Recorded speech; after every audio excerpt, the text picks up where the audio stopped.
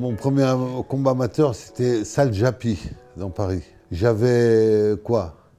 À peine 16 ans. J'étais poids coq, et encore.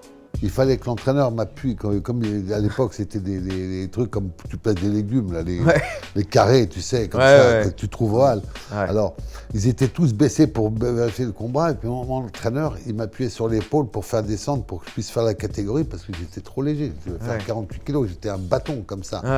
Et c'était une clientèle bizarre à Salle Japy, parce que c'était souvent des combats un peu, pas arrangés, mais dans des réunions un peu clandestines. Il y avait un peu pas de tout-bib, il n'y avait pas d'assurance. Ça m'a fait des gros problèmes parce que j'ai un copain qui a perdu un œil dans un combat. S'il n'y avait rien, hein, on faisait ce qu'on voulait.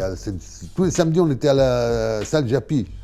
Et on avait des combats. On m'a passé la visite médicale pour l'année, quoi. On m'a dit, ouais, c'est bon. Hop, le toubib, il m'a même pas regardé, il a signé la feuille. J'ai fait ce premier combat et je sortais du vestiaire. J'étais tellement mec que tout le public me sifflait. Il disait, qu'est-ce qu'il fout, lui, sur le ring?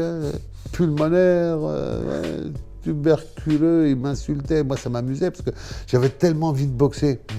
Et au premier round, mais je fais des belles choses. Le public, là, il commence à se calmer, moins insulté. Deuxième round, troisième round, c'est un peu, la salle est contente, machin. Moi aussi, c'était le premier combat, j'étais heureux. Et je vais dans mon vestiaire pour me prendre ma douche. Il y a un monsieur qui m'appelle, il me dit...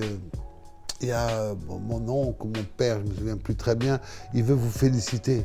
Oh, c'était terrible ça. Et j'étais content, on va me féliciter. Après m'avoir insulté, j'arrive, je vois un monsieur avec des lunettes à l'arrêt de Charles, comme ça, qui fait « Oh, quelle ambiance vous avez mis, quel renversement de situation !» Il ne voyait pas les images, mais il m'a dit qu'il était habitué à aller à la boxe. Les bruits, les cris, tout ça. Il avait été émerveillé par le changement de situation où on m'insulte au départ et à la fin, on me félicite. Donc il vivait les combats uniquement avec l'audition. Oui. Les insultes, tout ça, sérieusement. J'ai dit, si un non-voyant a apprécié mon combat, je vais continuer parce que... c'est un compliment en soi, le meilleur des compliments. C'est pas Roberto Duran ou Egler, mais j'étais un boxeur qui volait pas son monde. Quand je montais sur le ring, ma tête elle est par terre, si j'ai la force de la remettre, je la remets sur la tête et j'y retourne.